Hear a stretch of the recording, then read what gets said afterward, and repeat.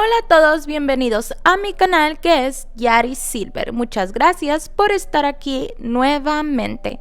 Y el día de hoy les traigo un video sobre la Navidad en la época victoriana o cómo se organizaba esta fiesta de Navidad en la época victoriana. Al principio del video hablo un poquito del origen de la Navidad y también del origen de Santa Claus. Como en otras ocasiones, les dejaré en la descripción el minuto exacto en donde comienzo a hablar sobre las fiestas de Navidad en la época victoriana. También no olviden seguirme en mis redes sociales.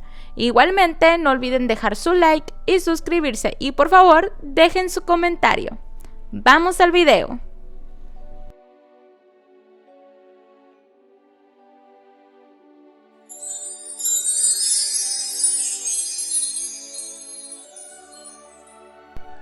La Navidad es una fecha muy esperada por la mayoría de personas. Algunos la esperamos llenos de felicidad y otros con nostalgia.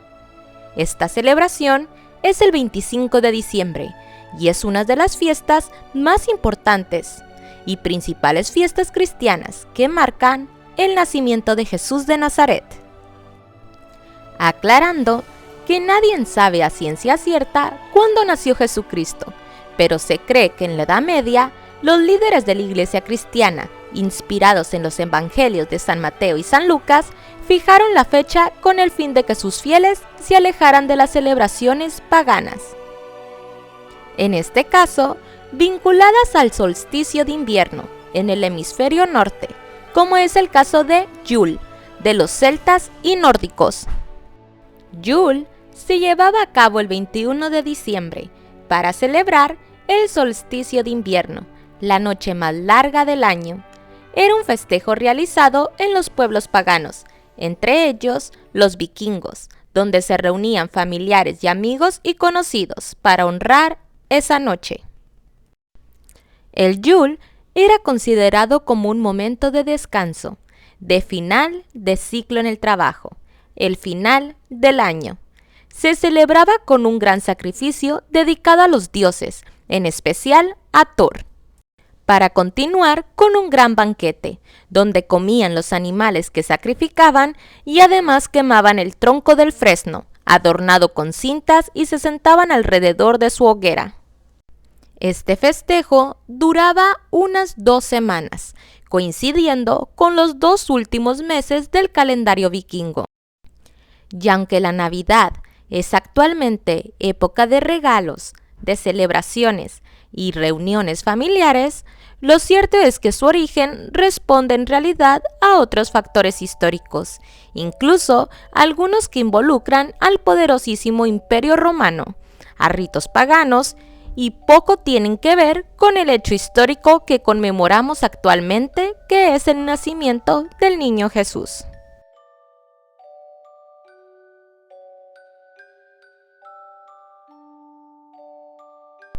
Mientras tanto, un personaje que no puede faltar en estas fechas es Santa Claus, Papá Noel o San Nicolás. Estos son algunos de los nombres por el cual es conocido este personaje navideño. Su origen tiene relación con la figura inspirada en el obispo cristiano Nicolás de Mira, quien vivió en el siglo IV en Anatolia, Turquía. Nicolás era hijo de una familia acomodada, pero él destacó por su sencillez y servicio hacia los demás. Su padre deseaba que siguiera los pasos comerciales, mientras su madre pretendía que fuera sacerdote como su tío.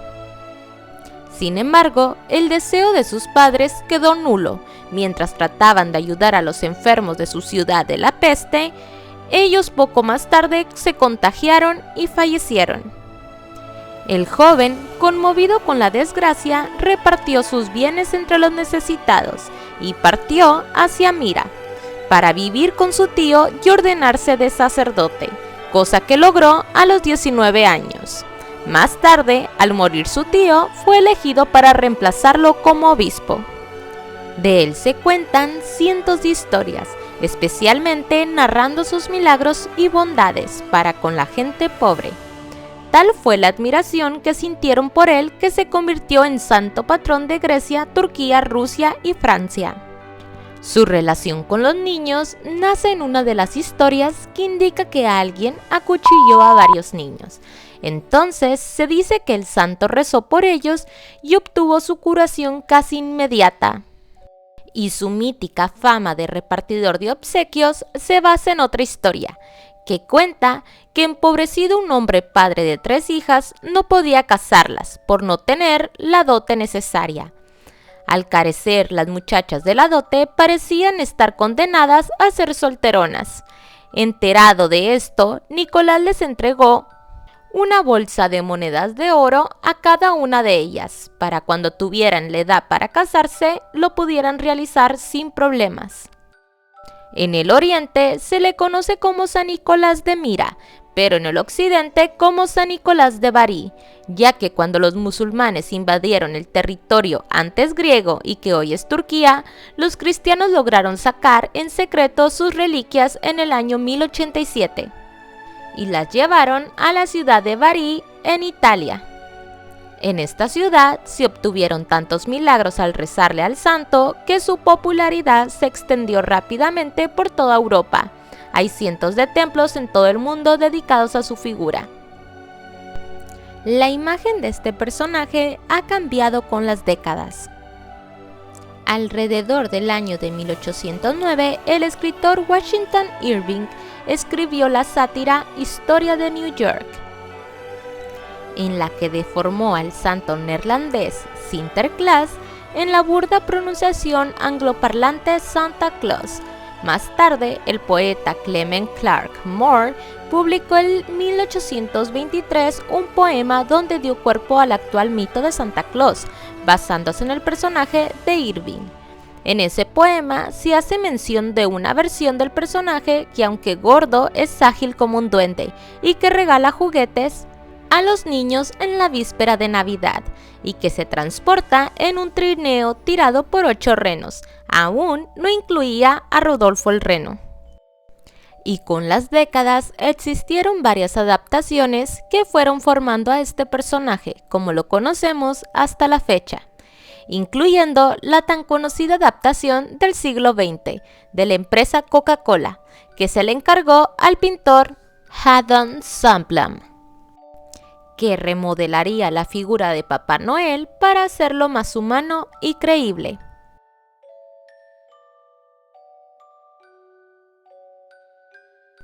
Aunque parezca imposible, a principios del siglo XIX la Navidad apenas se celebraba, aunque cuando llegó el final del siglo se había convertido en una de las celebraciones más importantes del año, y era muy parecida a la celebración hoy en día. Antes de 1837, nadie en Gran Bretaña había escuchado sobre Papá Noel, conocido como Santa Claus. Los victorianos empezaron a festejar Navidad gracias a la reina Victoria y su esposo Alberto, que daban la imagen de representación a su pueblo de ser una familia muy unida y muy hogareña, y que les gustaba celebrar estas señaladas fechas en familia. Los periódicos publicaban imágenes del matrimonio real con todos sus hijos, decorando el árbol y celebrando estas fiestas. Recordemos que ellos eran la familia modelo y el estándar de comportamiento y apariencia en la sociedad victoriana. De esta manera, todas las familias de todas las clases sociales empezaron también a celebrar esta fecha y verla como símbolo de unidad y convivencia familiar. La decoración de Navidad en esta época era impresionante, comenzando por el pino navideño, que gracias al príncipe Alberto, quien lo importó de la tradición desde su Alemania natal, y que además se sabe que la propia reina Victoria le gustaba mucho decorarlo con esmero. Incluso también se sabe que el propio príncipe Alberto enviaba árboles decorados a las escuelas cercanas. Las decoraciones al árbol navideño consistían en colocarle y llenarlo de velas en lugar de las pequeñas luces navideñas que usamos actualmente. Se pueden imaginar lo peligroso que era. No es de extrañarse que existen muchos registros de incendio durante esas fechas en la época victoriana. Pero aparte de las velas, también los decoraban con pequeños trozos de pan de jengibre, con dulces, lazos, listones muy llamativos y también colocaban granos y frutas y por supuesto pequeños regalos, que cabe destacar que la tradición de los regalos también la trajo el príncipe Alberto desde Alemania. También ponían un gran esfuerzo en la decoración de la mesa navideña. De la misma manera, la decoraban con ramas de pino, frutas, dulces y velas. La comida se servía en las mejores vajillas, importadas de muchos lugares del mundo, y hechas de porcelana fina. Y para las bebidas, por supuesto, las servían en las copas del cristal más caro y fino. En el centro de la mesa, adornaban con enormes fruteros o cestillas de plata, con todo tipo de frutas, siendo un elemento esencial de estos ornamentos los racimos de uvas naturales o escarchados. La gran mesa del salón, en la que se sentaban todos los invitados, se cubría con un mantel blanco, acompañado de sus servilletas de un blanco tan inmaculado como el mantel. Existe una curiosidad no del todo cierta respecto sobre la costumbre victoriana de cubrir las mesas con grandes manteles que llegaban hasta el suelo. Parece ser que la razón que tenían los victorianos para utilizar estos manteles tan largos eran tapar las patas de la mesa para no ofender a las damas.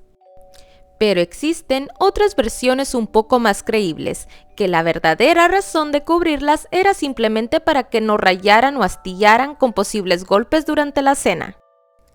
Hasta mediados del siglo XIX, los diferentes platos se servían en la mesa principal, siguiendo el estilo a la francesa, es decir, no retirando el servicio hasta que finalizara la cena.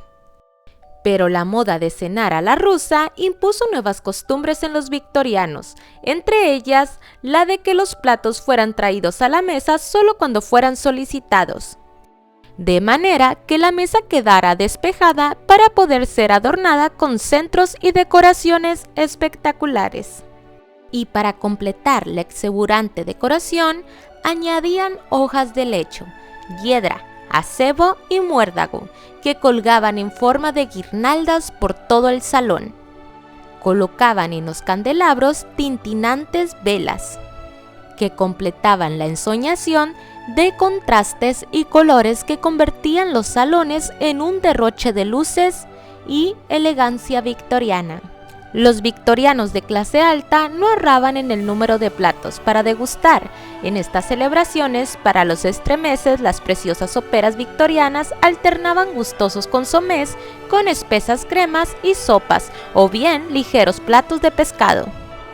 Y en una mesa auxiliar también había patatas asadas, puré de patata, coles de Bruselas, repollos, nabos, ensaladas y distintas clases de salsa, destacando la famosa salsa de gravy.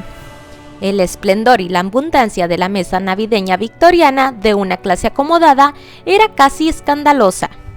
Desde la presentación de los platos, así como el asombroso menú, compuesto por carnes, aves, verduras, frutas y los más deliciosos dulces, servidos en extravagantes vajillas, eran un espectáculo para la vista.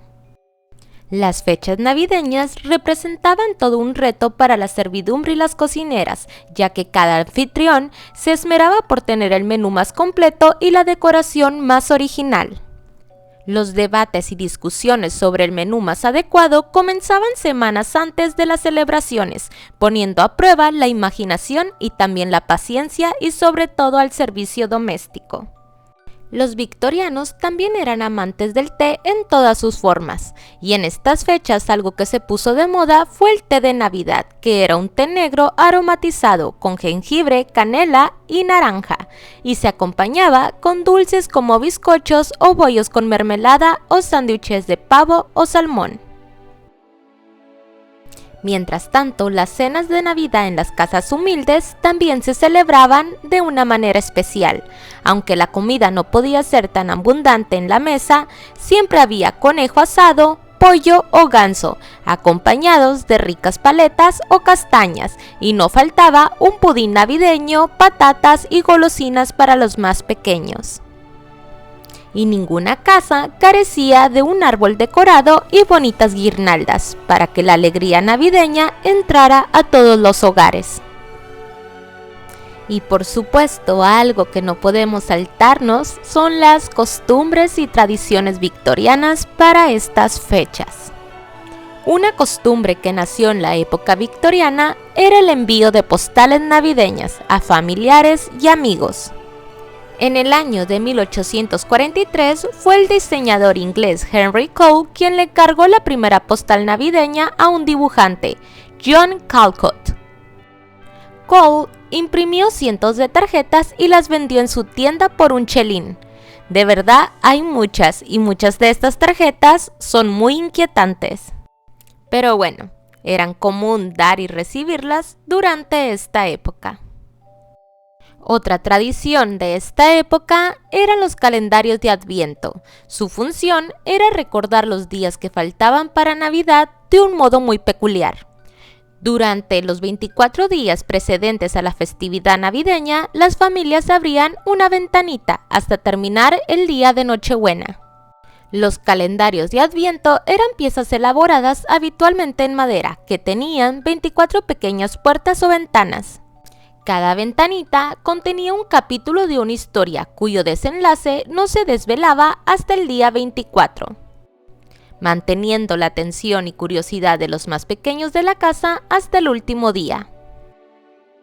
Otra de las tradiciones era la corona de Adviento. Según la tradición victoriana, las familias confeccionaban una corona de Adviento y la suspendían en la sala familiar. Con una vela roja, cada uno de los domingos del periodo de Adviento se añadía una vela, hasta encender las 4 velas correspondientes a los 4 domingos. Los más jóvenes colaboraban en este bello adorno añadiendo a la corona una estrella cada día. Si los niños eran pequeños, la madre podía variar el modo de colocar la corona para que estos pudiesen añadir sus estrellas sin peligro. Y otra tradición que en la actualidad sigue presente es el calcetín navideño.